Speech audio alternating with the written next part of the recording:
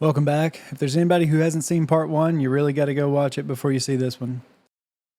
This is Brent Fulcher. Brent Fulcher is the chairman of the North Carolina Fisheries Association. He's also the owner of a fleet of trawls and 2 seafood houses. So you might ask, what is the North Carolina Fisheries Association? It is publicly listed as a lobbying group. The disgusting thing about this is that it is actually a state-funded lobbying group. Now, it's not exactly as simple as that. I'll have to show you a piece of legislation so that you can understand where this thing comes from.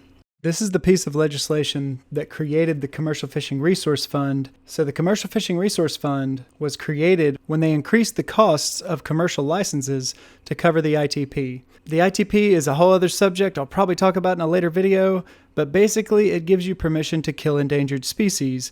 In order to do this, you have to pay observers to go out and observe so many net sets to see how badly the turtles are affected.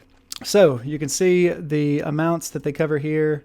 $200 from standard commercial fishing license, $100 from retired. They're taking money from each license. And in here, it expressly states, after the priorities set forth in subdivision 1, that's the ITP, right? See this Federal Marine Mammal Protection Act and the Federal Endangered Species Act? That's the ITP that they're talking about covering.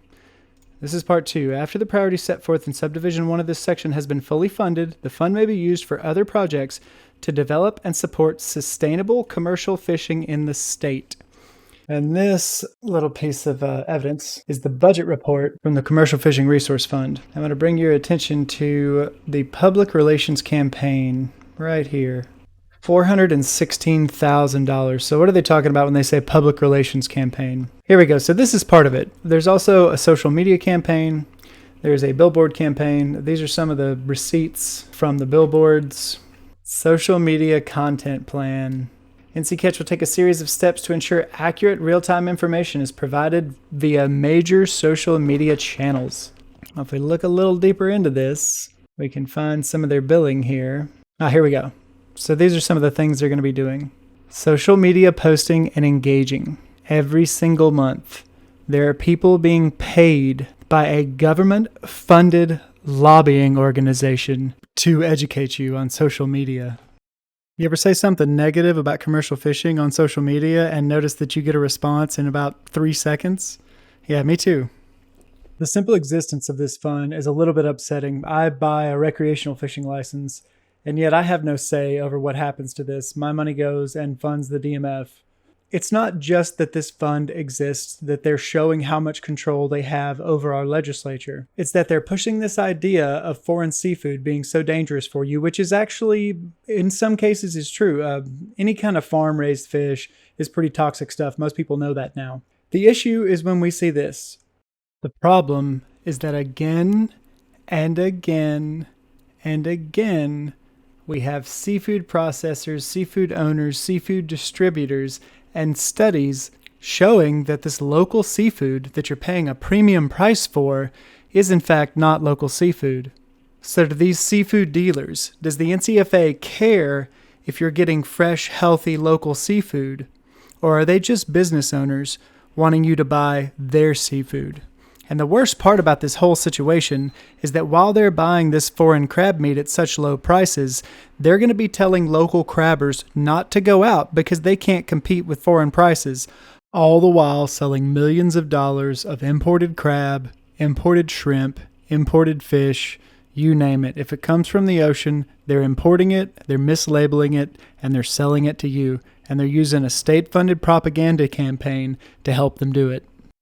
But surely they at least care about the environment, right? I mean, what would they do if they destroyed the place where they make their living from?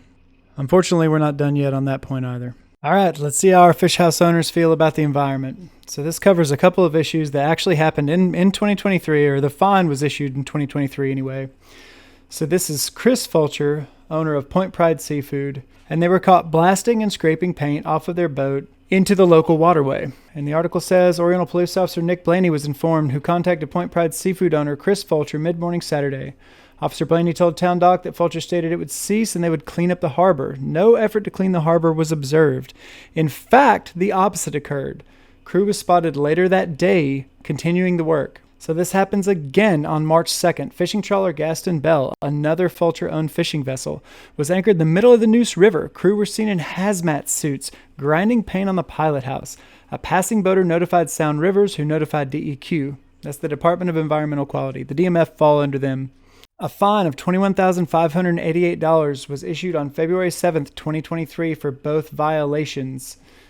The second violation appears to be willful, given that Fulcher's Seafood Inc. has been notified about the first violation, yet they still conducted another in-water boat maintenance with only the location changed. And why would he do this? Well, it's pretty simple why he did it. He's a businessman. It was cheaper to do his boat maintenance on the water than it was to pull it out, have it properly cleaned, and deal with all the downtime. This way, he can have that trawl running again as soon as possible. Now, to be very clear here, even after I discovered this, I just refused to believe in conspiracy. Truly believe that people are good at their core. And I always try to find that in people. I attempted to contact the Fulchers. I left messages. I called. They refused to speak to me. I attempted to contact all of the legislators involved in this. I called their offices. I left messages. I sent them emails. I sent them polite emails, just asking for information. I just wanted to understand what was really going on here. I was sure that I was just misunderstanding this, that it wasn't what it looked like. After they all refused to speak to me, I did the next best thing. I spoke to every single person I could find who had knowledge of the history of our fisheries in this state. I spoke to every commercial fisherman that would talk to me. And in the end, one in particular stood out. A commercial fisherman of more than 50 years. I won't mention his name here because he's already received death threats. But he was telling me about when he was fighting against the trawls 40 years ago.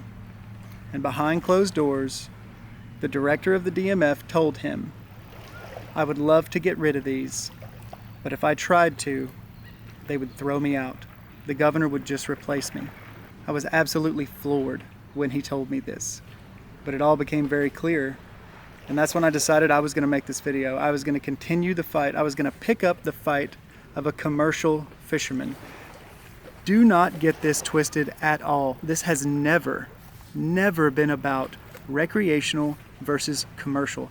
The commercial man has suffered far more than anyone. These vast empires of these wealthy families have been built on the backs of commercial fishermen.